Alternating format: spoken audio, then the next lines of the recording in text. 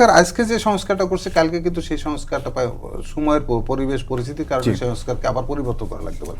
কিন্তু আপনাকে তো নির্বাচন করতে হবে।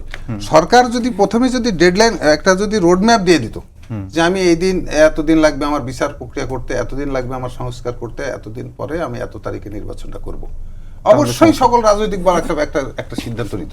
সকল রাজনৈতিক দলের তো পরবর্তী প্রশ্ন করি যে পরবর্তী প্রশ্নটা হচ্ছে যে এনসিপির যিনি আহ্বায়ক আছে, আপনার সহ আলোচকের দলের যিনি নেতা, তিনি বলেছেন যে শেখ হাসিনার আমলে যত নির্বাচন হয়েছে সেগুলো সবগুলোকে অবৈধ ঘোষণা করতে হবে। আপনারা আসলে এই বিষয়টাতে একমত কিনা? শেখ হাসিনার সকল প্রক্রিয়ার বিরুদ্ধেই তো আমরা আন্দোলন করছি।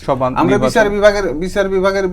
বিচার বিভাগে যাদেরকে বসায় রাখছে তাদেরকে সরানোর জন্য খায়রুল হকের বিরুদ্ধে আজকেও যে খায়রুল হকের কারণে বাংলাদেশে কিন্তু আজকে এই প্রেক্ষাপট সৃষ্টি হয়েছে, সেই খায়রুল হকের বিচার আমরা চাইছি, গ্রেপ্তার চাইছি।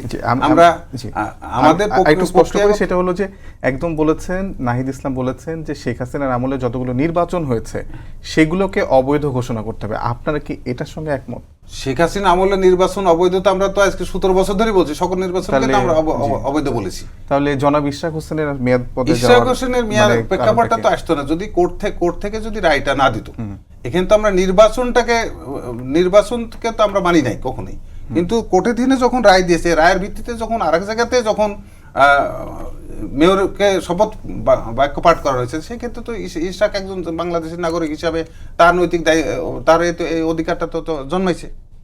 অধিকারটা তো প্রেক্ষাপট এই সরকার আমলেই সৃষ্টি হওয়ার কারণে, চিটাঙ্গের সৃষ্টি হওয়ার কারণেই এখানে কিন্তু তার অধিকারটা জন্মাইছে। চিটাঙ্গে তো আপনাদের মেয়র, আমি আমার আর তার বলে বলছি, যখন একটা প্রক্রিয়া যখন আপনি অনুসরণ করবেন, তাহলে সেই ওই প্রক্রিয়া সবাইকেই বেনিফিট দিতে হবে। আজকে যখন আমাদের বিএনপি, কিন্তু যদি আপনারা আরো পরিষ্কার করে বলি, আমাদের দল প্রধান উপদেষ্টার সাথে কয়েকবার দেখা করে ইউনিয়ন পরিষদ বাতিল করার জন্য অনেকবার বলছে।